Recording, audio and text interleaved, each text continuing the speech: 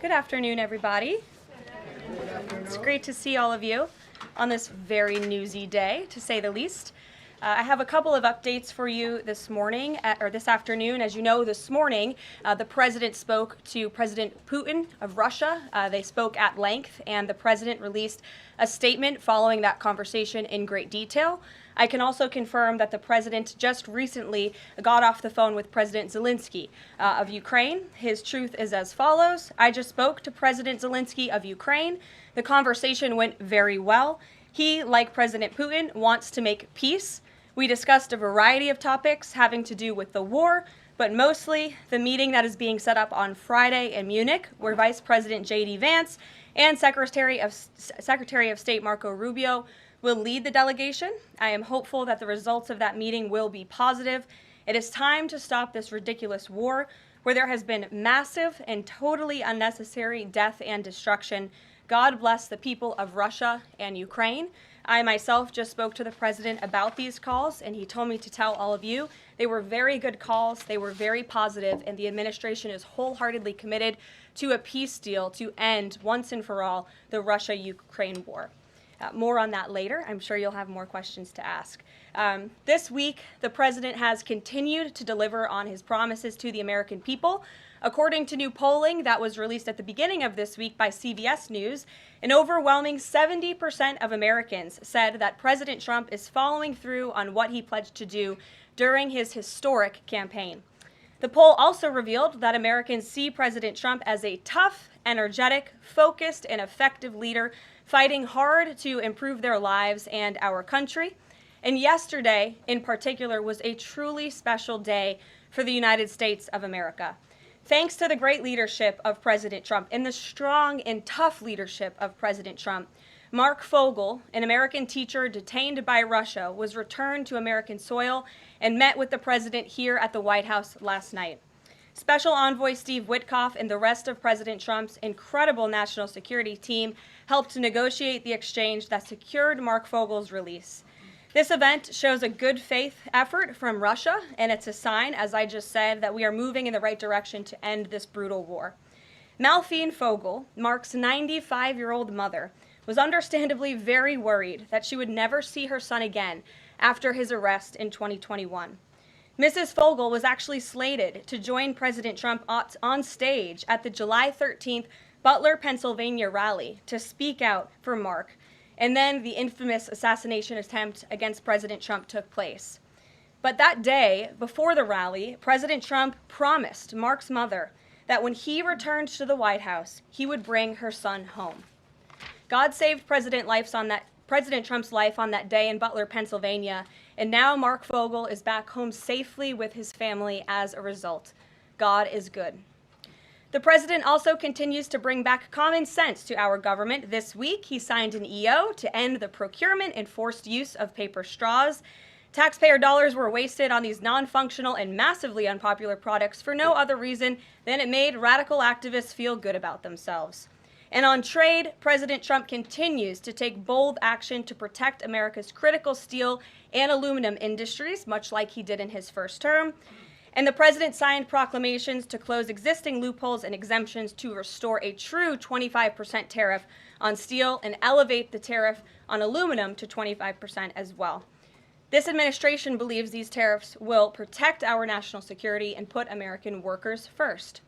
And in the Oval Office yesterday with Elon Musk, President Trump took further action to make our federal government more efficient and effective. He signed an EO implementing the DOGE Workforce Optimization Initiative. Now agency heads will coordinate and consult with DOGE to significantly shrink the size of the federal workforce and limit hiring to essential positions only. The unaccountable bureaucracy will finally be reined in. On another important matter this morning, Senate Republicans continued to confirm President Trump's exceptionally qualified nominees, most recently Director of National Intelligence Tulsi Gabbard, who will be joining us later at the White House for her swearing-in ceremony.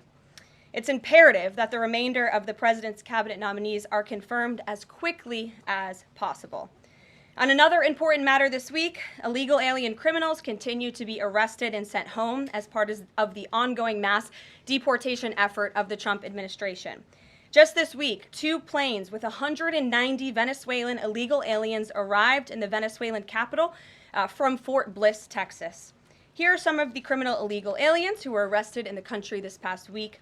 ICE Atlanta arrested a citizen of Nigeria who had been convicted of money laundering.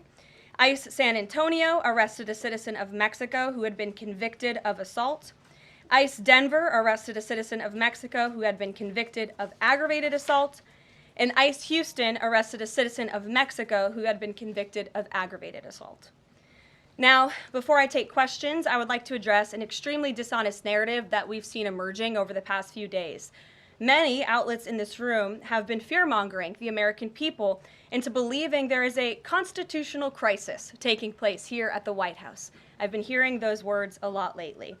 But in fact, the real constitutional crisis is taking place within our judicial branch, where district court judges in liberal districts across the country are abusing their power to unilaterally block President Trump's basic executive authority.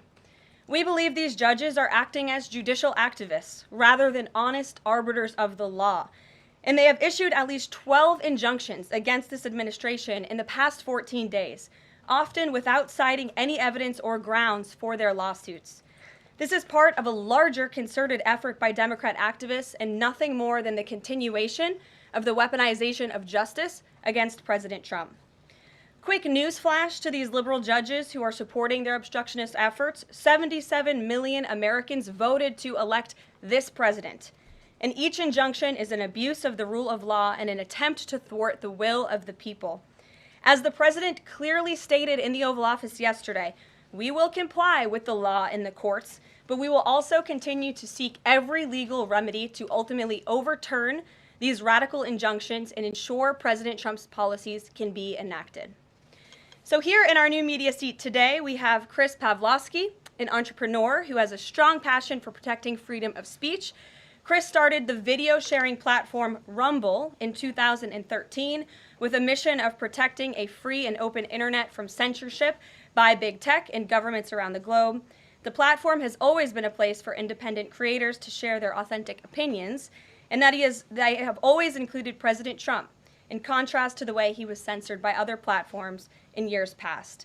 Since its founding, Rumble has grown exponentially, recently marking 67 million monthly active users. It's a lot of users.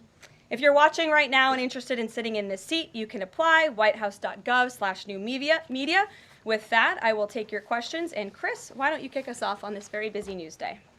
Carolyn, thank you very much to you and President Trump. It's an honor to be sitting here in the new media seat for the White House press briefing and to be able to demonstrate why freedom of expression is so important. Rumble was the victim of censorship at the hands of multiple foreign governments. It's clear there are still many countries who oppose free speech and even target American companies. Can you describe what the administration will do to protect U.S. interests and values worldwide? Sure. Well, thanks for the very important question. And I think that free speech and ending censorship, both here at home and also abroad, is an important part of President Trump's agenda. I think first, President Trump has led by example on this front as the leader of the free world, the president of the United States, with his show of access and transparency on a daily basis. The president takes questions from all of you almost every single day and really reveals what he's thinking and feeling, and I think that serves as a great example to the rest of the world. As for tangible actions that the president has signed, he did sign an executive order, I believe on day one, certainly within the first week of this administration, to restore free speech and stop government-sponsored censorship here at home. And the EO made it very clear that federal employees are not allowed to engage in any activity that would infringe upon the American people's right of free expression. So I think the president has led quite strongly on this. And I would just add, this is part of the reason we have a new media seat, to invite new voices into this room. Again, we're going to need to expand this room because so many people are interested, and we're very excited about that. It's a privilege to cover this White House, but we want all voices to be heard. So thanks for being us with here, Chris, and I hope you enjoy the briefing.